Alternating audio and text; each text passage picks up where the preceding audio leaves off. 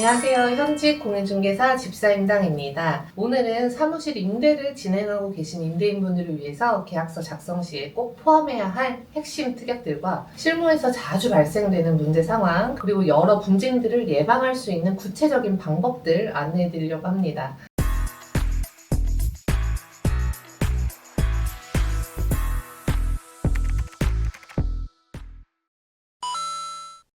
계약서 작성이 조금만 허술해도 나중에 예상치 못한 손해를 볼 수 있습니다. 그래서 지금부터 말씀드리는 내용은 모두 실제 사례와 법적 근거를 바탕으로 정리해서 말씀드리는 거니까 다음 계약 때부터 바로 적용해 보시기 바랍니다. 일단 첫 번째는요, 렌트프리 특약입니다. 이 렌트프리라는 건 상가나 사무실 임대차 계약에서 인테리어 공사 등으로 정상 영업이 어려운 기간 동안 임차인에게 무상으로 공간을 임대해주는 혜택을 말합니다. 즉 그 기간 동안에는 임대를 하면서 임대료를 받지는 않는 거죠. 근데 최근에는 상업용 부동산 공실이 늘어나면서 공급은 많은데 수요가 적은 상황이다 보니까 이 렌트프리 조건이 마치 가격 할인 옵션처럼 활용되는 경우도 많습니다. 예를 들어서 렌트프리 2개월이라고 하면 실질적으로 임대인이 월세 자체를 깎아주진 않지만 임차인 입장에서는 2달치 임대료를 세이브하는 거다 보니까 전체적인 월세가 내려가는 것처럼 느껴지는 거죠. 문제는 계약 초반에 이런 렌트프리 혜택만 받고 중도에 퇴거하는 사례가 종종 있다는 점입니다. 그래서 임대인이 아무 조건 없이 렌트프리를 제공하면 월세 수입에 있어서 손해로 이어질 수 있어요. 그래서 이런 상황을 방지하시려면 계약서 특약에 반드시 이런 내용을 포함하시는 게 좋습니다. 임대인은 임차인에게 계약 기간 중 총 2개월의 무상 임대 기간을 제공한다. 단, 임차인이 계약 기간을 다 채우지 않고 중도에 퇴거할 경우 제공받은 무상 임대 기간에 해당하는 임대료는 임차인이 임대인에게 반환한다. 이런 식으로 특약을 넣어두시면 임차인이 중도 퇴거하더라도 임대인은 렌트프리 기간으로 손해 없이 조건을 회수할 수 있습니다. 여기서 꿀팁 하나는요, 2개월이라고 기간만 그냥 쓰지 마시고 아예 괄호치고 25년 3월 1일부터 25년 4월 30일까지 이렇게 날짜를 명시하면 더 좋습니다.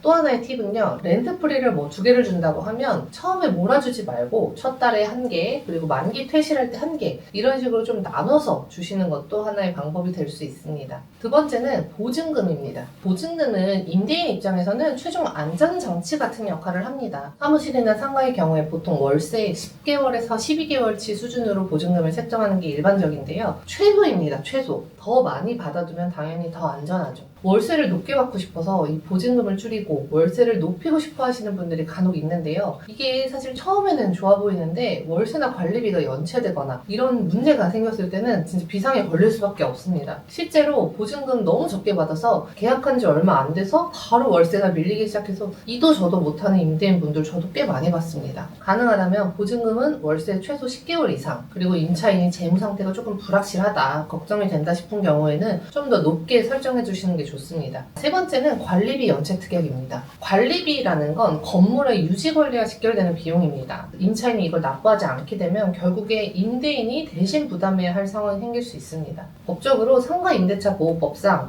월세가 3기 이상 연체 시 임대인은 계약 해지가 가능하다는 건 다 알고 계시죠? 근데 이 관리비는 월세가 아니기 때문에 계약서에 별도의 특약이 없다면 관리비 연체만으로는 해지가 어려운 좀 애매한 상황이 발생할 수 있습니다. 월세는 안 밀리는데 관리비만 밀리는 분도 계시거든요. 너무 애매하죠. 그래서 이런 점이 걱정된다 싶으시면 계약서에 이런 특약을 포함하시면 좋습니다. 임차인은 관리비를 매월 며칠까지 납부해야 하며 3개월 이상 연체할 경우 임대인은 계약을 해지할 수 있다. 이런 특약 가능할 것 같고요. 추가로 이런 조항도 함께 기재해 두시면 좋습니다. 임차인이 관리비를 미납할 경우 임대인은 임차 보증금에서 우선 공제할 수 있다. 이런 식으로 명문화해 두시면 나중에 분쟁이 생겼을 때 임대인의 권리를 법적으로 보장받을 수 있습니다. 네 번째는 원상복구 특약입니다. 임차인이 계약 종료 후에 원상복구를 한다는 내용은 대부분의 계약서에 포함되어 있기도 하고 기본적으로 다들 알고 계실 텐데요. 근데 이 원상복구라는 표현만으로는 해석 차이가 발생할 수 있습니다. 그래서 어떤 항목을 철거하고 어떤 부분을 남길 수 있는지에 대해서 구체적인 기준이 없으면 보증금 정산해서 반환할 때 이게 다툼이 생길 수밖에 없어요. 그래서 계약서 특약에는 이런 식으로 구체적으로 기재하시는 게 좋은데요. 계약 종료 시 임차인은 냉난방기를 제외한 본인이 설치한 모든 시설물,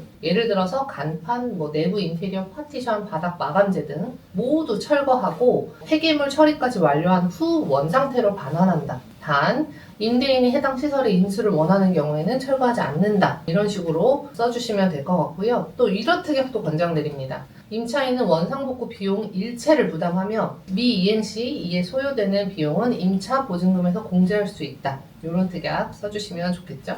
5번째입니다. 보증금 잔금 완납 전 짐 반입 금지.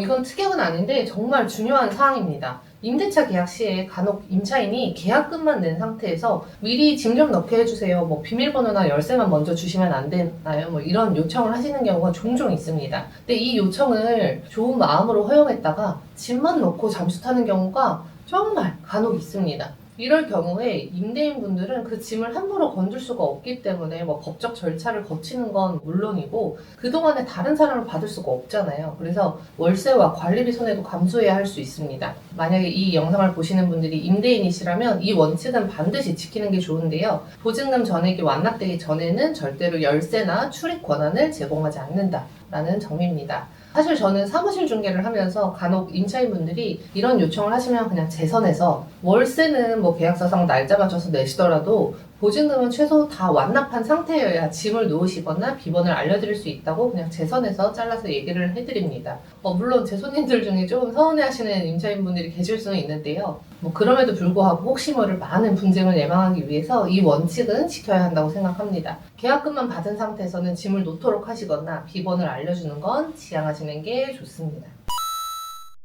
자, 지금까지 사무실 임대인이 꼭 알아야 할 주요 특약 4가지와 보증금 잔금 완납 전 짐 놓기 금지 이런 실무 팁까지 정리해드렸는데요. 정리를 해보자면 첫 번째, 렌트풀이 주게 되신다면 특약의 계약기간 다 채우지 못하면 회수하는 조건을 반드시 넣으시고요. 보증금은 정말 최소 월세 10개월 이상은 받아두셔야 합니다. 관리비 연체도 걱정되신다면 관리비 3개월 이상 연체 시 임대인이 계약 해지할 수 있다는 특약 넣으시면 되겠습니다. 그리고 원상복구 특약 두루뭉술하게 넣지 마시고 철거 범위와 비용 부담 명확하게 작성하시는 게 좋겠습니다. 그리고 보증금 잔금 완납 전에 임차인의 짐을 놓는 것은 거절하기 불편하실 수 있지만 그래도 최소 보증금을 다 수령한 뒤에 오케이를 하시는 게 좋다는 거. 마지막 하나 더 말씀드릴게요.